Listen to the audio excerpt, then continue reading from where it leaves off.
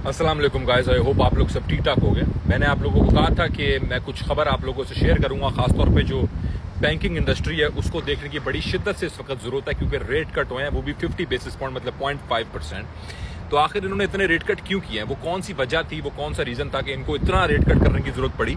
आखिर बैंकों का क्या हाल है और बैंक्स उसके हिसाब से कैसे प्रिपेयर कर रहे हैं। देखो, अगर आपने बिग मनी फ्लो को समझना है, अगर आपने इकोनॉमिक सूरत हाल को समझना है, तो आपको उस जगह को देखना होगा जहां पैसा पड़ा होता है। और किसी भी इकोनॉमी के अंदर पैसा पड़ा होता है बैंक्स में।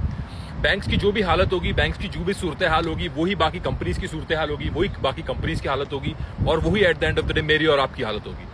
तो जरा देखते हैं कि अमेरिका जो दुनिया की सबसे बड़ी इस वक्त इकोनॉमी है, उसके बाद चाइना इकोनॉमी, और चाइना ने ऑलरेडी स्टिमुलस जो है वो स्टार्ट कर दिया अपनी बैंकिंग के थ्रू पूरी इकोनॉमी को पंप कराने के लिए और बचाने के लिए एक बहुत बड़े क्रैश से। या आप ये कह लें कि उन्होंने डिले कर लिया क्रैश एक और मजीद साल, क्योंकि उनको पता है कि यूएस में भी इलेक्शन हो रहे हैं।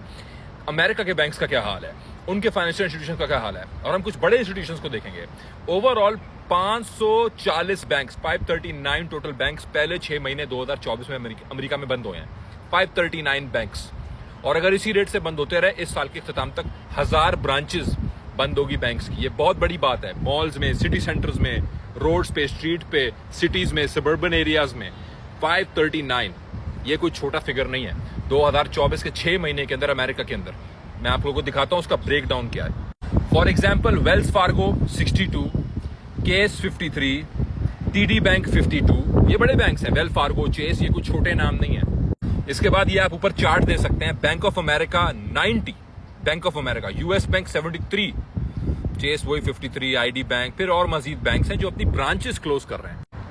देखो, अब इसके अंदर एक बहुत बड़ा केस आप ये भी बना सकते हैं कि बैंक जो है वो डिजिटलाइज हो रहे हैं, टेक्नोलॉजी बढ़ रही है, और जैसे इन्फॉर्मेशन टेक्नोलॉजी बढ़ रही है और इजाफा हो रहा है, तो बैंक जो है डिजिटलाइज क्योंकि हो रहे हैं तो ब्रांचेस की जरूरत नहीं है। लेकिन ऑलमोस्ट 550 ब्रांचेस का बंद होना अमेरिका में रेट हाइक से पहले, और अब रेट हाइक के बाद उस बंद होने के ब्रांचेस का रेट और मजीद बढ़ना, ये अलार्मिंग सूरत हाल है।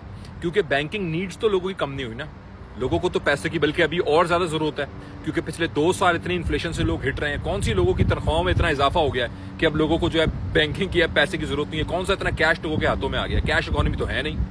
तो ये बैंकिंग सेक्टर की अपडेट सूरत हाल है। तो इसलिए जो रेट कट इन्होंने किए हैं, ये इसीलिए किए हैं। इनको मालूम है रेट कट नहीं करेंगे, कस्टमर्स बैंक्स के नहीं होंगे, मॉर्गेज लोग नहीं लेंगे, कार लोन हमारे डिटोरिएट हो रहे हैं, गिर रहे हैं, लोगों की इन्वेस्टमेंट्स गिर रही हैं। बैंक कहां से कमाएंगे? देखो, बैंक तभी कमाता है जब मैं और आप कमा के बैंक को पैसा देता है। बैंक तब कमाता है जब मेरी और आपकी नौकरी से जो हमें सैलरी मिलती है ना, उससे हम मॉर्गेज पे करते हैं और बैंक उस मॉर्गेज के थ्रू कमाता है। हम लोन लेते हैं, बैंक उस लोन के थ्रू कमाता है। हम क्रेडिट कार्ड स्वाइप करते हैं, बैंक उस चार्जेस के थ्रू कमाता है। अगर हमारी नौकरी कम हो रही है, दुनिया में एम्प्लॉयमेंट कम हो रही है, यूएस में एम्प्लॉयमेंट कम हो रही है, तो बैंक्स कैसे कमाएंगे जब मुझे सैलरी नहीं मिल रही, मैं काम नहीं कर पा रहा, मैं मॉर्गेज नहीं लूंगा, मैं पर्सनल लोन पे ऑफ नहीं कर पाऊंगा, मैं कार लोन नहीं लूंगा क्योंकि मैं गाड़ी नहीं खरीदूंगा, मैं तो मेट्रो में सफर करूंगा।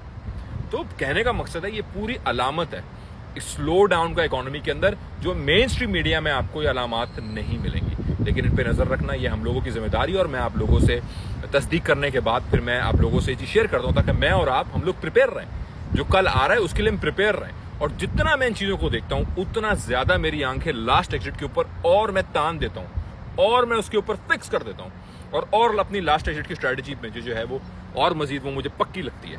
बाकी अल्लाह बेहतर जानता है भाई, मैं गलती का पुतला हूं, और मैं बिल्कुल कोई एब्सोल्यूट नॉलेज मेरे पास बिल्कुल भी नहीं है किसी चीज की। अपनी तरफ से कोशिश कर रहा हूं, रिसर्च कर रहा हूं, ताकि हम सब जो है वो किसी भी इकोनॉमिक डाउन टर्न से अपने आप को जितना हो सकता है बचाएं।